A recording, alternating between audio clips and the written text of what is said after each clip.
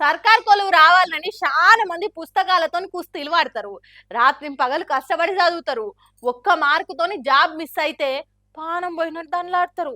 అయితే జాబ్ వచ్చేదాకా ఎంత కష్టపడతారో కొలువు వచ్చినాక కొంతమంది పని చేసుడు బద్ధకంగా ఫీల్ అవుతారు. హాగో అసోంటి ఉత్తమురాలే కావచ్చు ఈ అక్క. చూడుండ్రి అక్క గనకారేమో. मेरे से बहस क्यों कर रहे हो?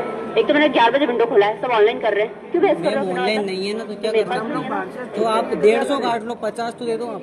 50 काट लो, 130 हो रहा है, 150 काट लो और क्या नहीं तो मैं बोलूंगा। प्लेटफॉर्म बना के दे दूंगी। సొచ్చేదాకా సోమలింగము సొచ్చినాక రామలింగం అన్నట్టు సర్కార్ కొలువు వచ్చేదాకా ఓ తీరు వచ్చినాక ఇంకో తీరు అన్నట్టు చేస్తున్నదిగా ఈ మేడము.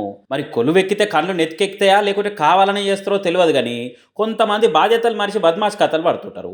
అమ్మా నేను పోవాల్సిన రైలు ప్లాట్ఫామ్ మీద ఉన్నది, తొందరగా టికెట్ ఇయ్యమ్మా అని 200 రూపాయల నోట్ ఇస్తుంటే చిల్లర్లేవో ఆన్లైన్ చెయ్యని దబాయిస్తున్నది. ఇల్లే ఉంటే షెట్ కింద ఉట్టి కట్టుకొని ఎందుకు ఉందునన్నట్టు ఆన్లైన్ చేసే తెలివే ఉంటే నీకు 200 ఎందుకు ఇస్తా మేడము, అది లేకనే కదా 200 ఇచ్చేదన్నట్టు ప్రయాణికుడు మాట్లాడుతుంటే, సరే చిల్లర లేకుంటే 130 రూపాయల టికెట్కు నువ్వు 150 తీసుకొని కౌంటర్లోనే 50 ఇయ్యమ్మా అని కూడా చెప్పిండు.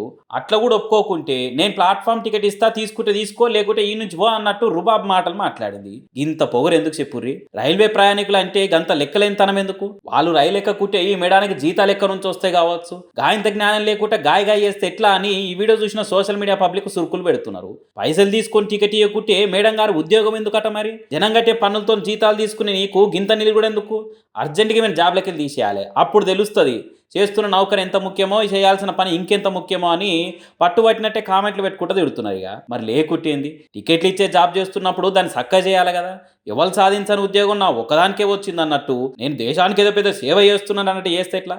మరి ఇంత మంచిగా కొలువు చేస్తున్న ఈ మేడం మీద రైల్వే ఆఫీసర్లు ఎటువంటి చర్యలు తీసుకుంటారో చూడాలి ఇక.